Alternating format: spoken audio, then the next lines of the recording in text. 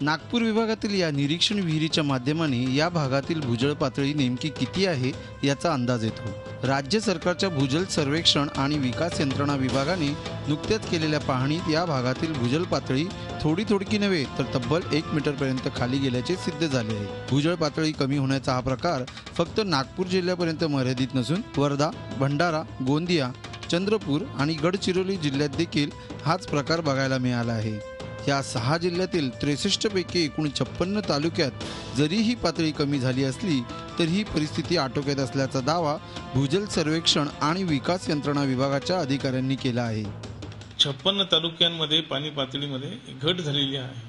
ती 0 ते 1 मीटर पर्यंत जास्त प्रमाणामध्ये मॅनेजेबल आहे, म्हणजे ती काही खूप मोठ्या प्रमाणामध्ये घट झाली असं आपल्याला म्हणता येणार नाही। बोरवेल किंवा विंधन विहिरींच्या माध्यमाने भूजलचा बेशुमार वापर होत असल्याने ही परिस्थिती उद्भवल्याचे विभागाच्या अधिकाऱ्यांनी म्हटले असून आता यापुढे विंधन विहिरी खोदताना गावातील संबंधित पदाधिकाऱ्यांची आणि अधिकाऱ्यांची परवानगी घेणे बंधनकारक राहणार असल्याचे देखील विभागाचे अधिकारी म्हणाले। बोरवेल करायचं असेल तर किंवा त्याच्या आहे तर बोरवेलचं विहिरीचं त्या आधी शेतकऱ्यांना रजिस्ट्रेशन करावं लागेल।